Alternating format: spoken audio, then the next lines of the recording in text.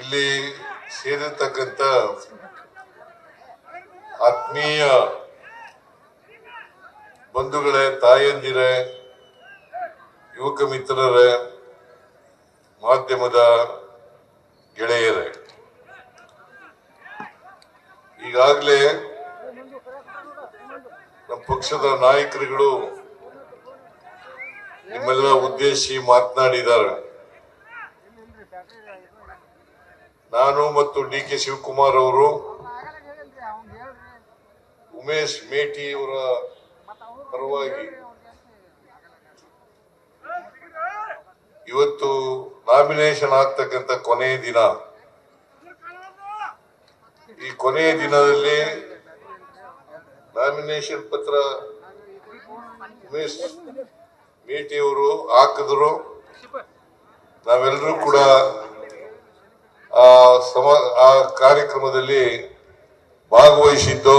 ಅದಕ್ಕೋಸ್ಕರ ಬೆಂಗಳೂರಿಂದ ಬಂದು ದಾವಣಗೆರೆಯಲ್ಲಿ ನಾಮಿನೇಷನ್ ಹಾಕಿಸಿ, ಅಲ್ಲಿಂದ ಬಾಗಲಕೋಟೆ ಬಂದು ಇಲ್ಲಿ ನಾಮಿನೇಷನ್ ಹಾಕಿಸಿ ಈ ಕಾರ್ಯಕ್ರಮದಲ್ಲಿ ಭಾಗವಹಿಸಿದ್ದೇವೆ. 2 ಉಪಚುನಾವಣೆಗಳು ರಾಜ್ಯದಲ್ಲಿ ನಡೀತಾ ಇದ್ದಾವೆ. ಒಂದು ದಾವಣಗೆರೆ, ಇನ್ನೊಂದು ಬಾಗಲಕೋಟೆ.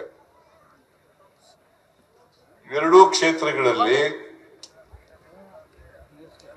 ಕಳೆದ ಸಾರ್ವತ್ರಿಕ ಚುನಾವಣೆಯಲ್ಲಿ ನಾವು ಗೆದ್ದಿದ್ದು. ದಾವಣಗೆರೆನಲ್ಲೂ ಶ್ಯಾಮನೂರು ಶಿವಶಂಕರಪ್ಪನವರು ಗೆದ್ದಿದ್ರು. ಬಾಗಲಕೋಟೆನಲ್ಲಿ HY ಮೇಟಿ ಅವರು ಗೆದ್ದಿದ್ರು. ಇವರು ಅಕಾಲಿಕ ಮರಣಕ್ಕೆ ತುತ್ತಾದರು. ನಾವ್ಯಾರು ಕೂಡ ನಿರೀಕ್ಷೆ ಮಾಡಿರಲಿಲ್ಲ.